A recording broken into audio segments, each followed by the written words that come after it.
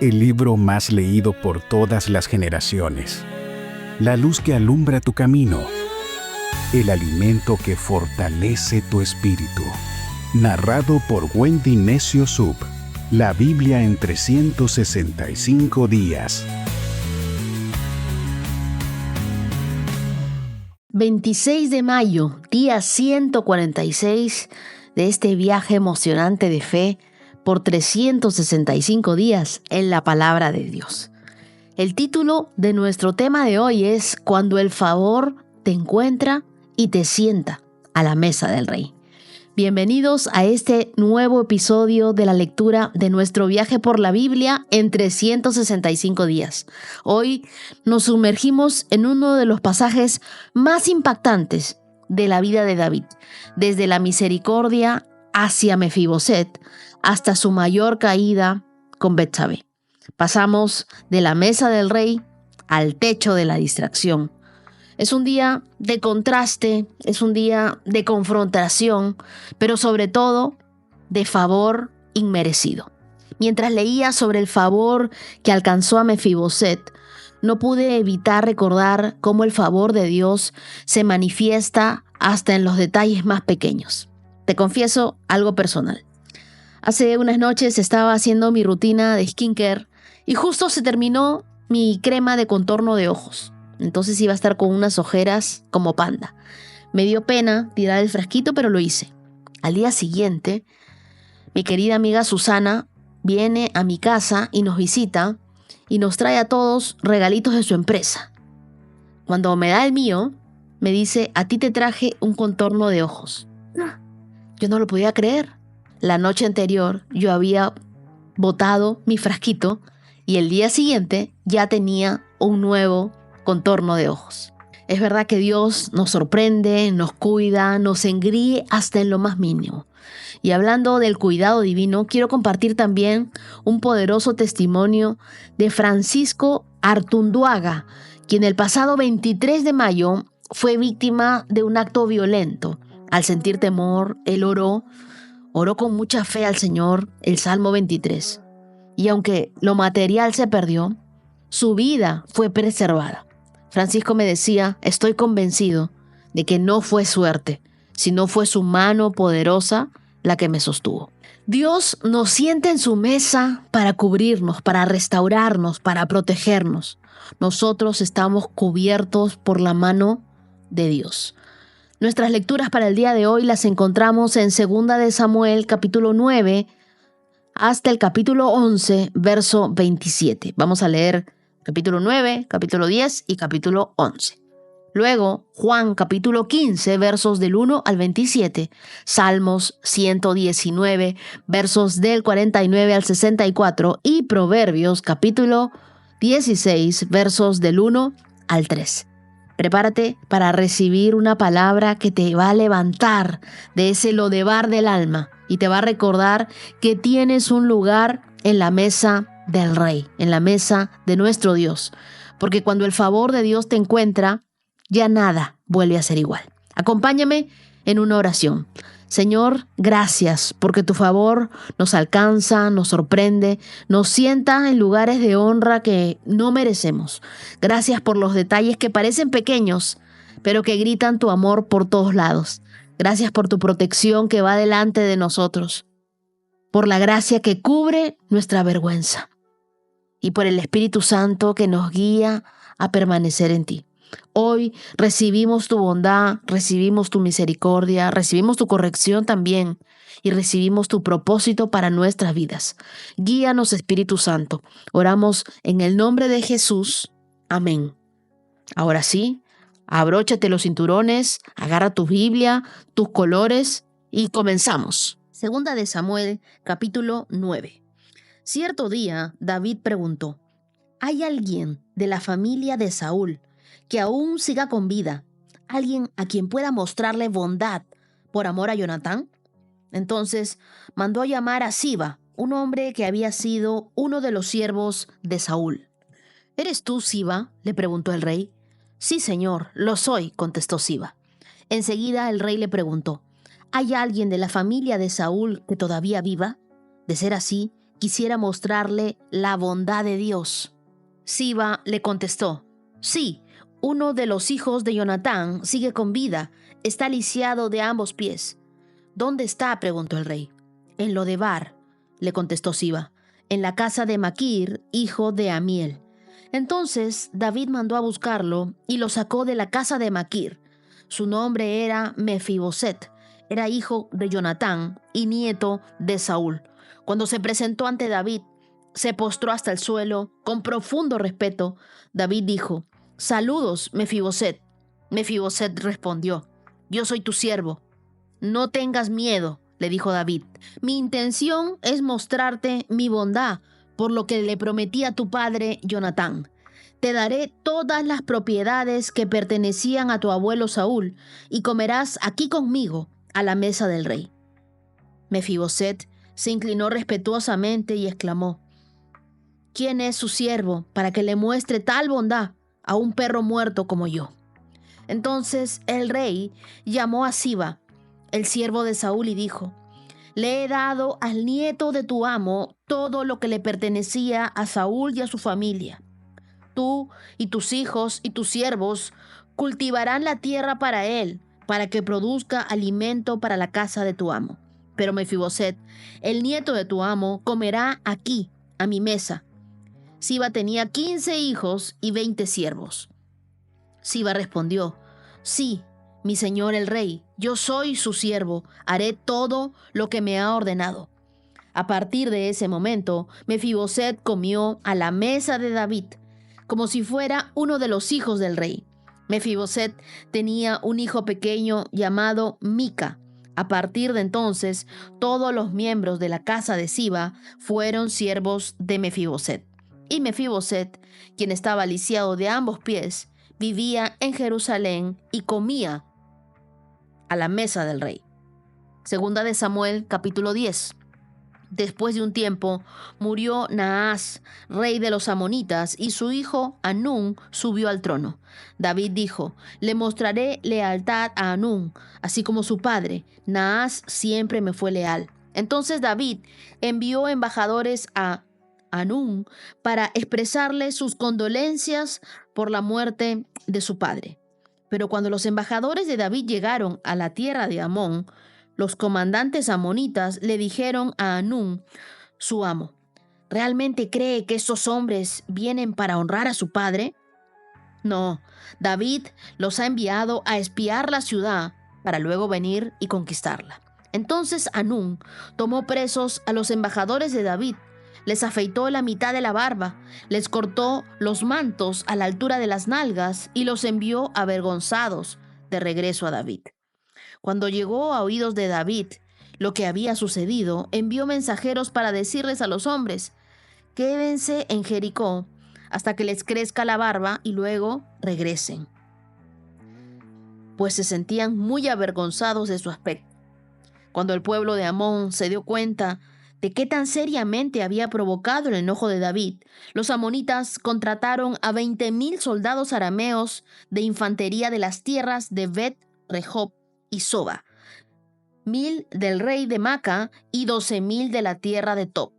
Cuando David se enteró, envió a Joab con todos sus guerreros a pelear contra ellos. Las tropas amonitas se pusieron en pie de guerra a la entrada de la puerta de la ciudad, mientras que los arameos de Soba y Rehob, junto con los hombres de Tob y Maca, tomaron posiciones para pelear a campo abierto.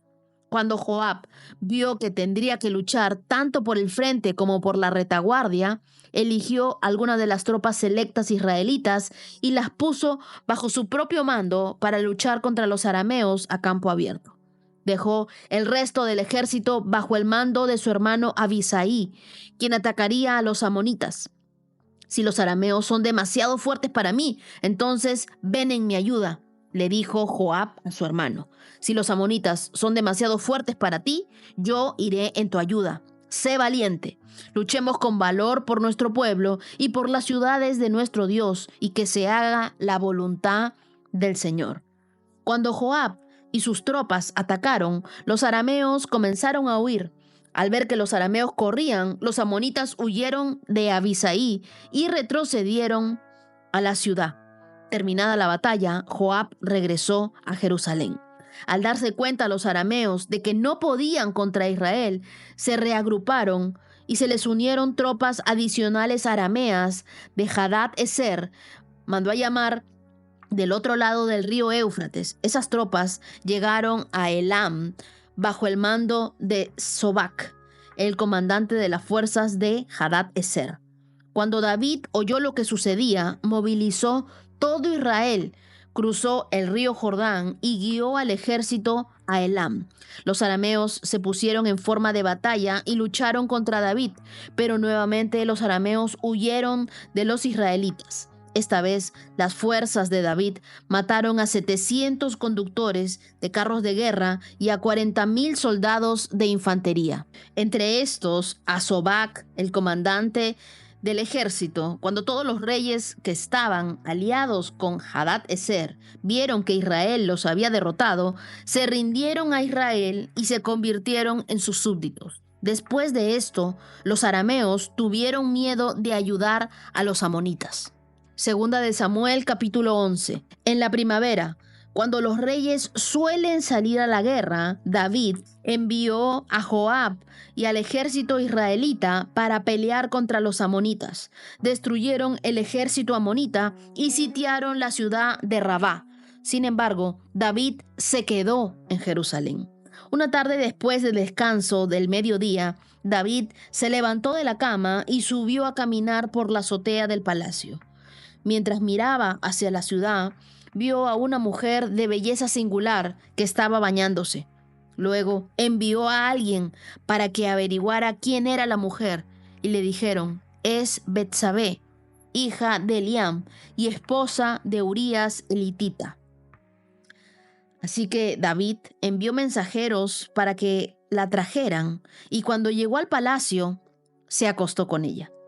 Luego ella regresó a su casa.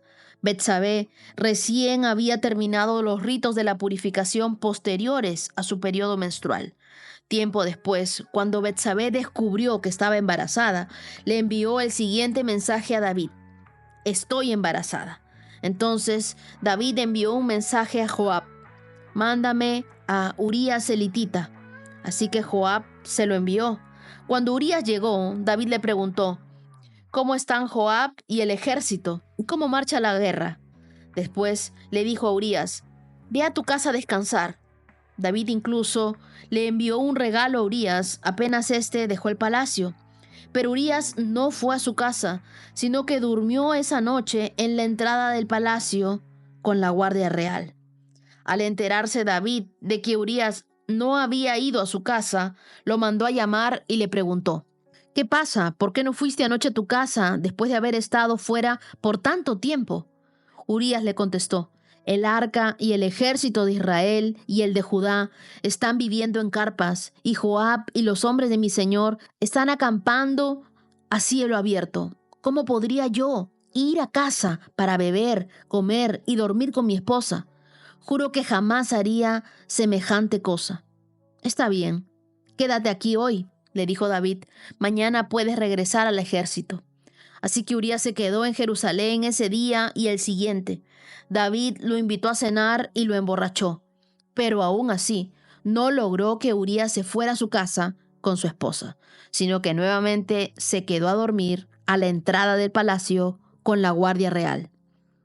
Entonces, a la mañana siguiente, David escribió una carta a Joab y se la dio a Urías para que se la entregara.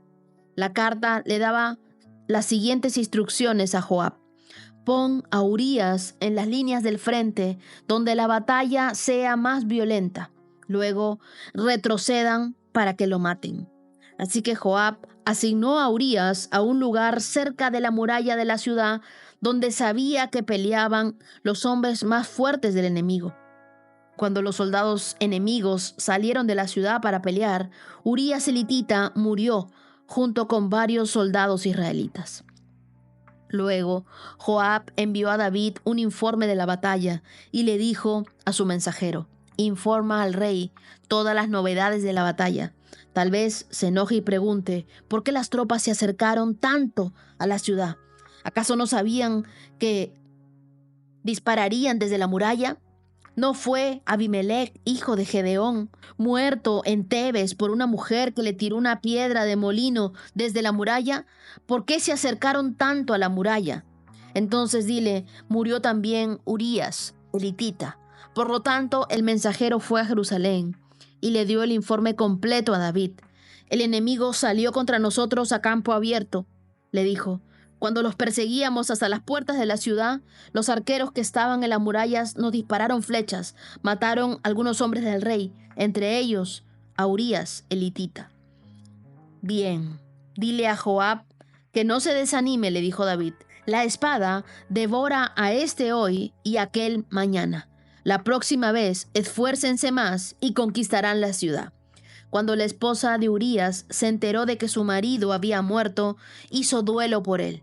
Una vez cumplido el periodo de luto, David mandó a que la trajeran al palacio y ella pasó a ser una de sus esposas.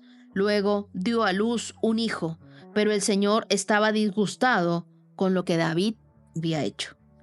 Este bloque de lecturas es uno de los más impactantes de la vida de David, ya que pasamos de uno de los gestos más hermosos de misericordia en 2 de Samuel capítulo 9, que es el favor que él hace para Mefiboset, al episodio más oscuro de su liderazgo, en el capítulo 11, el pecado con Betsabé.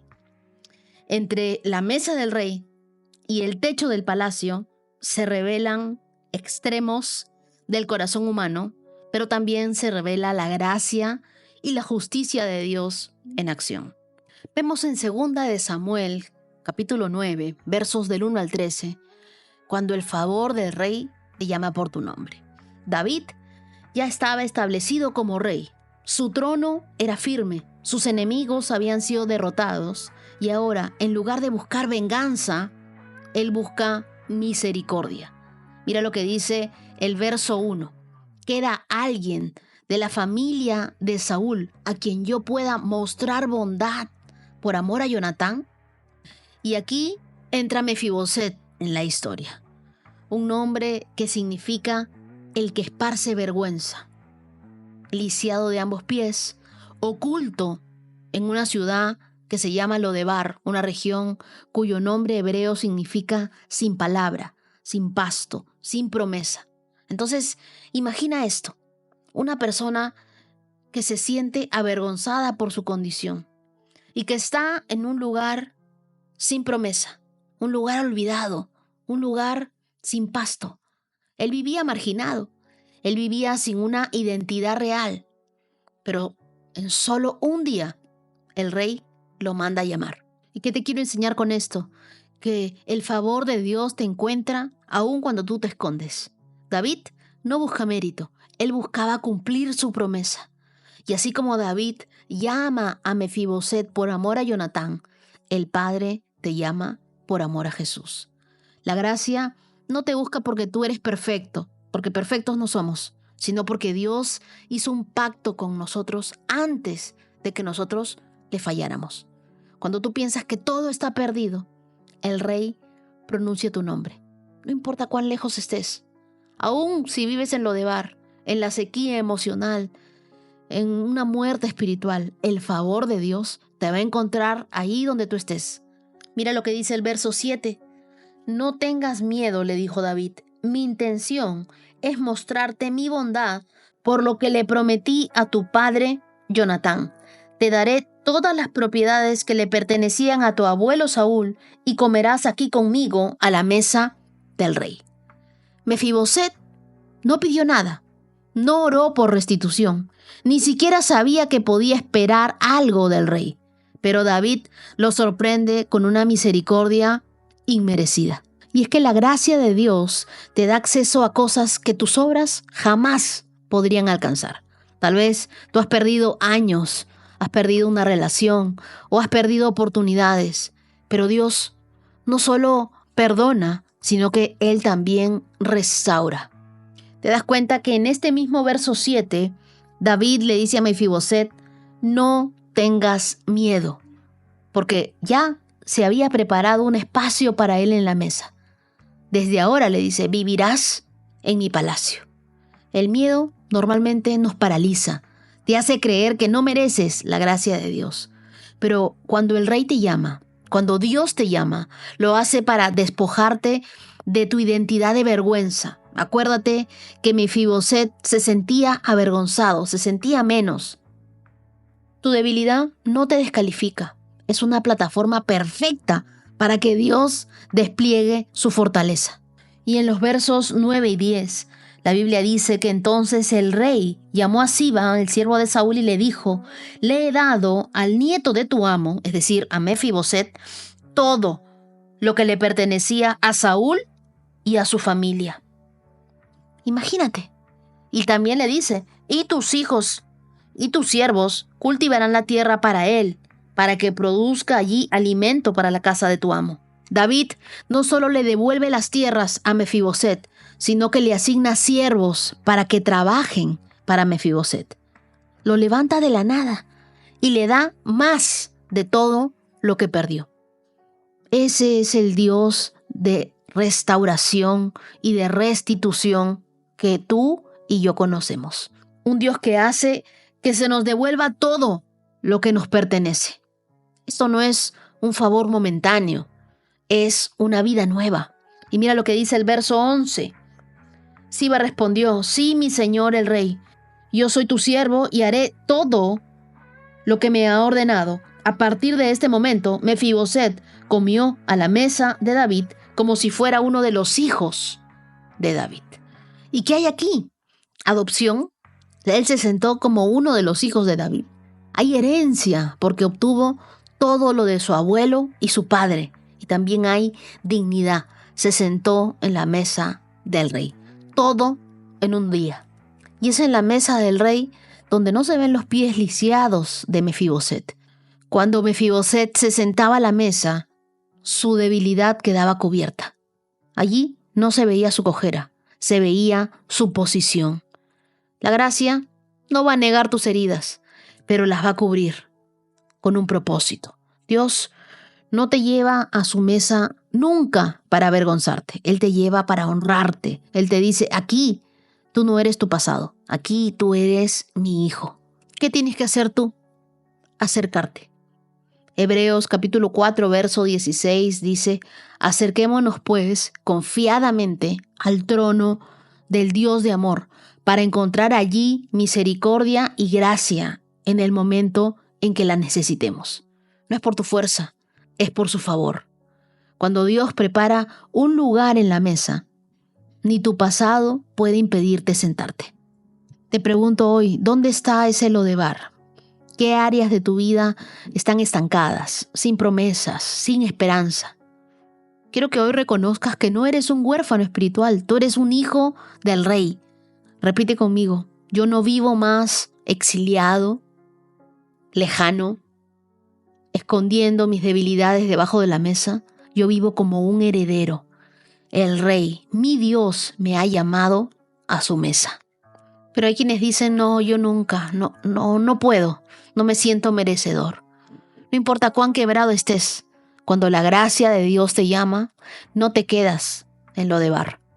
Dios te levanta, te dignifica, te restituye y Él se encarga de sentarte a su mesa. Ora conmigo y dile: Señor, gracias, porque aunque viví en Lodebar, tú me llamaste por mi nombre. Gracias porque no te detuviste en mi debilidad, sino que me diste un lugar en tu mesa. Hoy acepto tu favor, tu misericordia, tu promesa, tu restauración. Ayúdame a dejar la vergüenza y a creer en tu restauración y a vivir como un hijo y una hija del Rey. Aunque no lo merezco, recibo lo que tú ganaste para mí. Oro en el nombre de Jesús. Amén. Y luego vemos, 2 de Samuel, capítulo 10, David envía mensajeros de paz al nuevo rey amonita Anún, pero él los humilla por consejo de sus príncipes y esto desata una guerra innecesaria.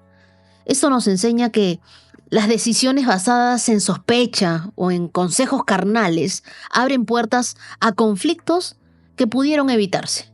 Un líder inseguro verá una amenaza en cada intento de bondad. Nunca respondas a una bondad con sospecha. Discierne si tus reacciones nacen del Espíritu Santo o nacen del miedo. Y luego, 2 Samuel capítulo 11, nos muestran el declive de un corazón distraído. El verso inicia: en la primavera, cuando los reyes suelen salir a la guerra. ¿Qué sucedió? David envió a Joab y al ejército a pelear contra los amonitas.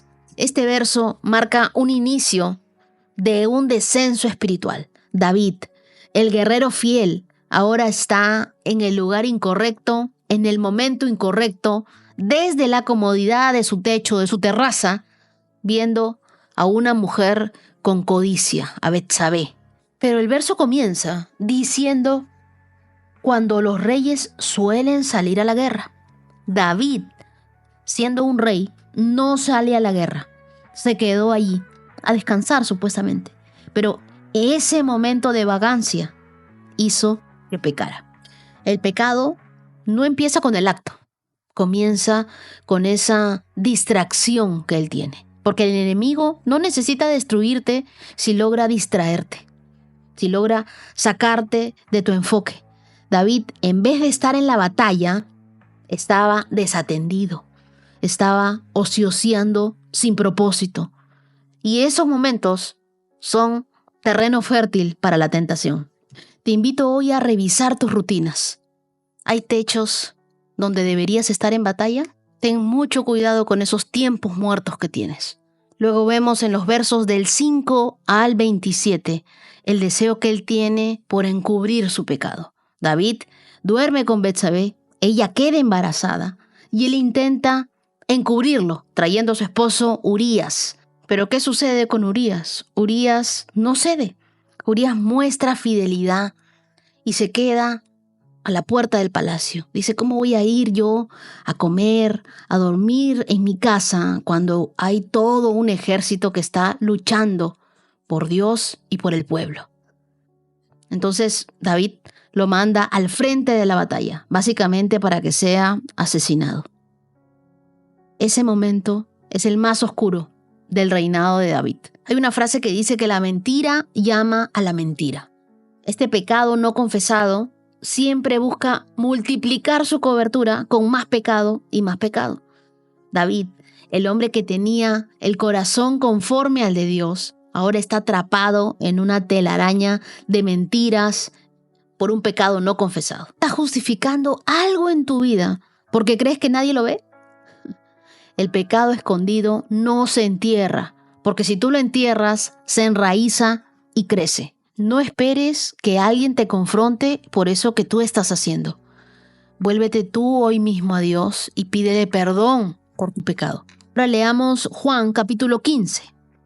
Yo soy la vid verdadera y mi Padre es el labrador. Él corta de mí toda rama que no produce fruto y poda las ramas que sí dan fruto para que den aún más. Ustedes ya han sido podados y purificados por el mensaje que les di. Permanezcan en mí y yo permaneceré en ustedes. Pues una rama no puede producir fruto si la cortan de la vid, y ustedes tampoco pueden ser fructíferos a menos que permanezcan en mí. Ciertamente yo soy la vid, ustedes son las ramas. Los que permanecen en mí y yo en ellos producirán mucho fruto, porque separados de mí no pueden hacer nada. El que no permanece en mí es desechado como rama inútil y se seca. Todas esas ramas se juntan en un montón para quemarlas en el fuego. Si ustedes permanecen en mí y mis palabras permanecen en ustedes, pueden pedir lo que quieran y les será concedido. Marca ese verso 7. Cuando producen mucho fruto, demuestran que son mis verdaderos discípulos. Esto les da mucha gloria a mi Padre. Yo los he amado a ustedes tanto como el Padre me ha amado a mí. Permanezcan en mi amor. Cuando obedecen mis mandamientos, permanecen en mi amor, así como yo obedezco los mandamientos de mi Padre y permanezco en su amor. Les he dicho estas cosas para que se llenen de mi gozo. Así es, desbordarán de gozo. Este es mi mandamiento: ámense unos a otros de la misma manera en que yo los he amado. No hay amor más grande que el que dar la vida por los amigos. Ustedes son mis amigos si hacen lo que yo les mando. Ya no los llamo esclavos, porque el amo no confía sus asuntos a los esclavos. Ustedes ahora son mis amigos, porque les he contado todo lo que el Padre me dijo. Marca ese verso 15. Ustedes no me eligieron a mí, yo los elegí a ustedes. Les encargué que vayan y produzcan frutos verdaderos. Así el Padre les dará todo lo que pidan en mi nombre. Este es mi mandamiento. Ámense unos a otros. Si el mundo los odia, recuerden que a mí me odió primero. Si pertenecieran al mundo, el mundo los amaría como a uno de los suyos, pero ustedes ya no forman parte del mundo. Yo los elegí para que salieran del mundo, por eso el mundo los odia. Recuerden lo que les dije, el esclavo no es superior a su amo. Ya me persiguieron a mí, también ustedes los perseguirán. Y si me hubieran escuchado a mí, también los escucharían a ustedes. Les harán todo eso a causa de mí, porque han rechazado a aquel que me envió. Ellos no serían culpables si yo no hubiera venido a hablarles, pero ahora no tienen ninguna excusa por su pecado. Cualquiera que me odia a mí, también odia a mi Padre. Pero si yo no hubiera hecho entre ellos estas señales tan milagrosas que nadie más podría hacer, no serían culpables. Pero la verdad es que vieron todo lo que hice y aún así nos siguen odiando a mí y a mi Padre. Con eso se cumple lo que está registrado en las Escrituras. Me odiaron sin motivo. A ustedes yo les enviaré al abogado defensor, el Espíritu de verdad. Él vendrá del Padre y dará testimonio acerca de mí, y también ustedes deben dar testimonio de mí, porque han estado conmigo desde el principio de mi ministerio. En Juan 15, Jesús continúa con su enseñanza íntima antes de la cruz. Y aquí utiliza una de las metáforas más profundas y contundentes de su ministerio. Verso 1. Yo soy la vid verdadera y mi Padre es el labrador. Jesús se presenta como la verdadera vid, la fuente auténtica de vida espiritual y de transformación real. Luego en el verso 4 dice, permanezcan en mí y yo permaneceré en ustedes, pues una rama no puede producir fruto si la cortan de la vid, y ustedes tampoco pueden ser fructíferos a menos que permanezcan en mí. No se trata de hacer más, sino de permanecer mejor. Jesús no nos llama a ser exitosos, tampoco a ser más fructíferos. Nos llama a ser más fieles, a permanecer. El fruto no viene por el esfuerzo, sino por tu conexión.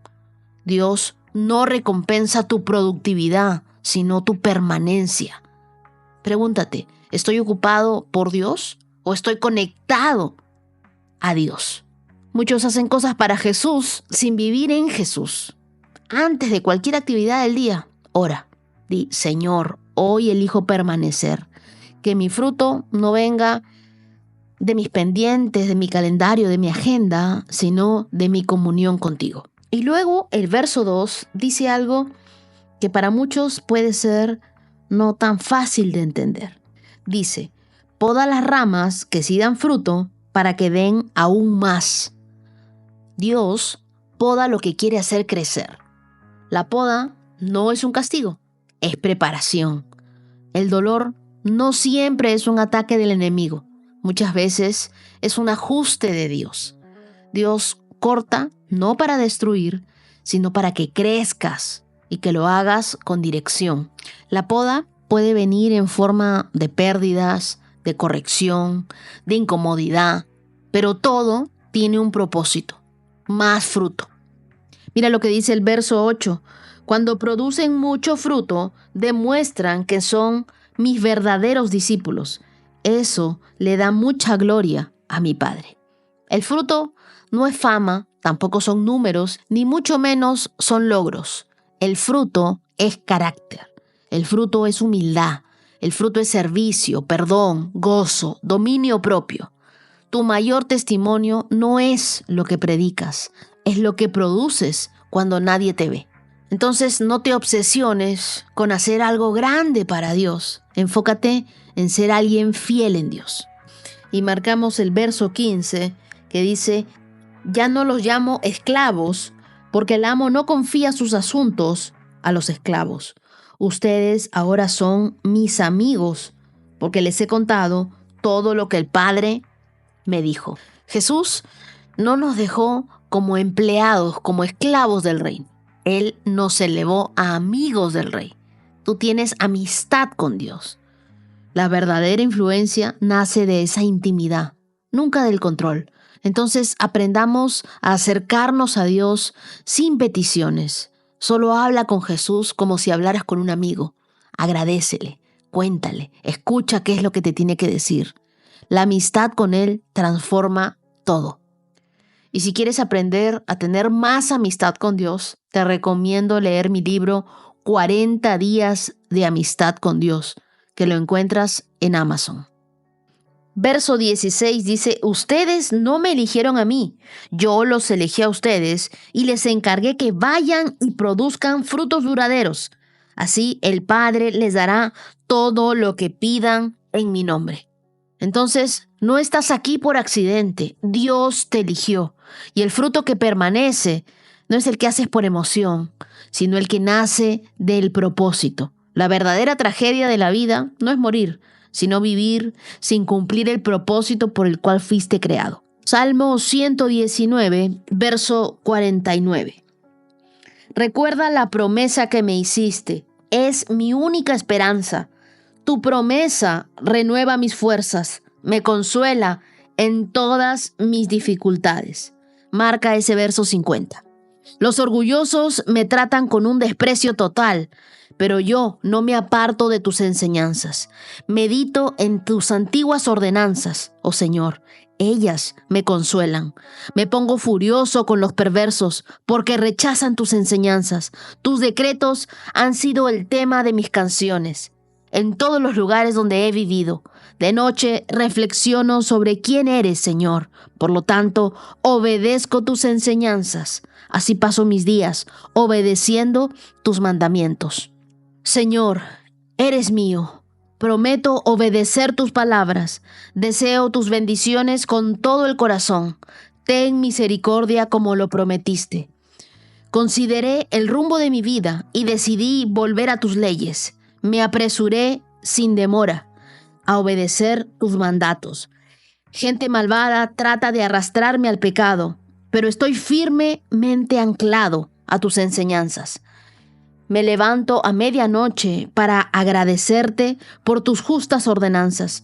Soy amigo de todo el que te teme, de todo el que obedece tus mandamientos.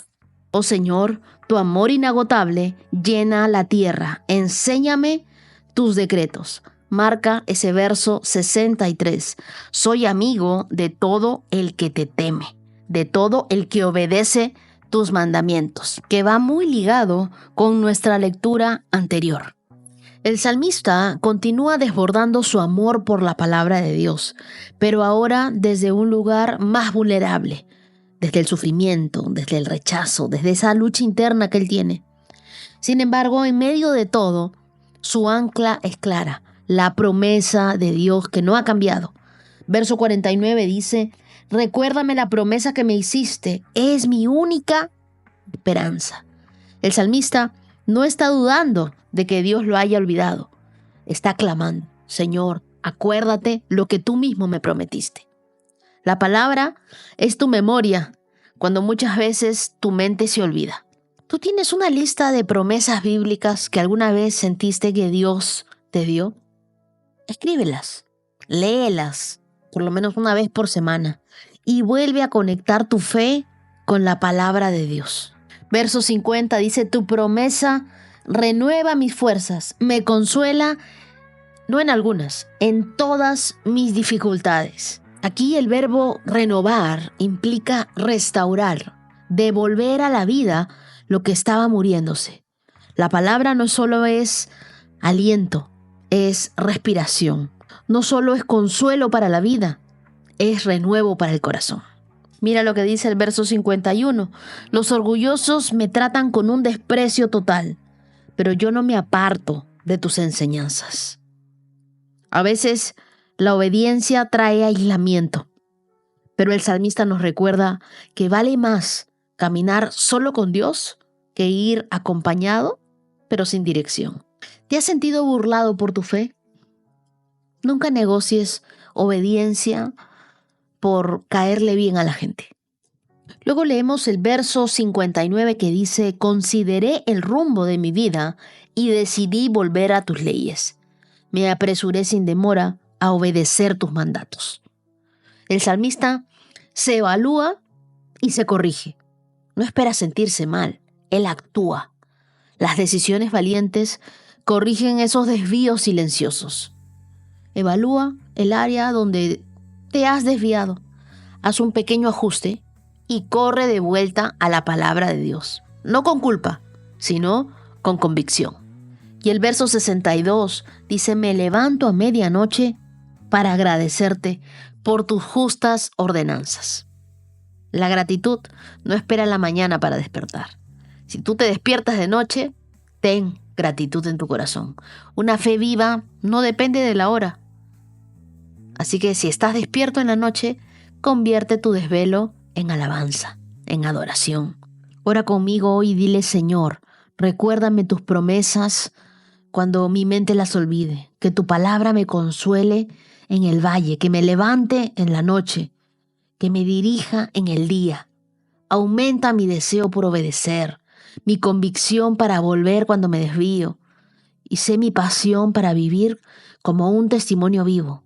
Que tu fidelidad sea mi canción y que tu verdad sea mi camino. Quiero obedecer tus enseñanzas, meditar en cada una de tus ordenanzas. Recuerda la promesa que me hiciste, que es mi única esperanza. Confío en ti, Dios. Oro en el nombre de Jesús. Amén. Y ahora llegamos a uno de mis proverbios favoritos. Dice Proverbios capítulo 16. Podemos hacer nuestros propios planes, pero la respuesta correcta viene del Señor. La gente puede considerarse pura según su propia opinión, pero el Señor examina sus intenciones. Y aquí está el verso 3. Pon todo lo que hagas en manos del Señor y tus planes tendrán éxito. Márcalo en tu Biblia. El primer verso, el verso 1, nos recuerda que nosotros podemos tener el mapa, pero es Dios el GPS. Nosotros podemos tener nuestros planes, pero al final la respuesta de Dios es la que prevalece. Este proverbio no desprecia la planificación, para nada. Nos enseña que la última palabra siempre la tiene Dios. Tú planea con sabiduría, pero sujeta cada decisión que vas a tomar al timón de la soberanía divina. No planees fuera de la oración. Traza tus metas en lápiz, pero entrégale el cuaderno a Dios y que sea Él quien haga. Dile, antes de comenzar tu día: Señor, estos son mis planes, pero que se haga tu voluntad y no la mía. El verso 2 dice que la gente puede considerarse pura en su propia opinión, pero el Señor examina sus intenciones. Este versículo es una llamada directa al corazón. El ser humano tiende a justificarse, pero Dios no solo observa las acciones, Él pesa los motivos. ¿Cuáles son las intenciones detrás de esas acciones? Tú puedes servir, cantar, dar, y aún así estar buscando aprobación, fama o recompensa. Dios va más profundo. Él no mide lo que haces, sino desde dónde lo haces. Antes de actuar, pregúntate: ¿qué me motiva a esto? ¿El amor? ¿La obediencia? ¿El ego? Y por último, mi verso favorito: pon todo lo que hagas en manos del Señor y tus planes tendrán éxito. Cuando tú colocas tus planes en las manos de Dios, no los pierdes. Están en mejores manos. No es que Dios aprueba todo lo que tú le entregas, es que Él transforma lo entregado para que tenga sentido eterno. Haz una lista de tus próximos proyectos. Luego ora uno por uno y di en voz alta: Señor, esto es tuyo. Si tú quieres, cámbialo, hazlo. Si tú quieres frenarlo, frénalo. Si tú quieres usarlo, úsalo. Todo es para ti, es por ti. El éxito no es lograr lo que tú quieres, sino cumplir lo que Dios quiere a través de ti. Cuando tú sometes tus planes al plan de Dios, al plan perfecto de Dios, Él convierte tu obediencia en impacto. Entonces, planea con sabiduría, revisa tus motivos, cuáles son tus intenciones. Entrégale todo a Dios y Él hará prosperar lo que le honra. Día 146, check. Y para cerrar este episodio, quiero enviar un abrazo muy especial y muchas bendiciones a quienes hoy, 26 de mayo, celebran la vida, el amor y nuevas etapas. Feliz día para Jenny Marcela Pérez de Armenia, Quindío, Colombia. Que Dios siga llenando tus días de propósito. Feliz día para Idelis desde Puerto Rico. Que cada paso que des sea sostenido por la gracia de Dios. Feliz cumpleaños para Aileen Montserrat. Felices 15 años. Que el favor del cielo te acompañe en esta nueva etapa. Feliz día para Yareli Lisbeth Díaz Sánchez de Xalapa, Veracruz. Que la alegría del Señor siempre sea tu fortaleza. Feliz día para Daninson Beltrán en Villavicencio, Colombia. Sigue confiando que Dios tiene grandes planes contigo. Feliz día para Mario Salazar García, de parte de sus hijas Gaby, Fabi y de su esposa Miriam. Gracias por ser un pilar en tu familia. Feliz día para Saraí Arellano desde Quito, Ecuador. Que el cielo recompense tu fe, Saraí. Feliz cumpleaños para Maki Abella de Bogotá. Que cada día recibas nuevas fuerzas y misericordia. Feliz día para Diego, con cariño de su prometida Marian desde Bogotá. Que su amor crezca bajo el cuidado de Dios. Feliz día para Dani Murillo desde La Guajira, Colombia. Nunca lo olvides, Dios siempre te responde y te cuida. Feliz día para Rosy. Ella es de León, en Guanajuato, México. Que la paz de Dios inunde tu casa. Feliz día para Esteban Moreno, un colombiano en Valencia, España. Que Dios bendiga tus sueños y los haga florecer. Feliz día para Isabela y Anthony Ruz Tapia desde Cancún, Quintana Roo. Que siempre vivan rodeados de amor y protección divina. Feliz día para Fernando Esquivel en Bogotá. Oramos para que el Señor te conceda salud, prosperidad y días llenos de esperanza. Y también celebramos con gozo el aniversario número 7 de Sebastián Martínez y Gisela Telles, junto a su hermosa promesa, su hija Emma Lucía Martínez desde Colombia. Que su hogar siempre siga siendo un testimonio vivo de la fidelidad de Dios y de su bendición. Y quiero que todos recordemos juntos esta promesa de Números, capítulo 6, versos del 24 al 26. Que el Señor te bendiga y te guarde. Que el Señor te mire con agrado y te extienda su amor. Que el Señor te muestre su favor y te conceda la paz. Que el día de hoy todos seamos llenos de las bendiciones de Dios, de su protección, de su agrado. Que veamos su mano en nuestras vidas y que recibamos de la paz de Dios. Nos vemos el día de mañana. Dios los bendiga. 365 con Dios, con Wendy Necio Sub.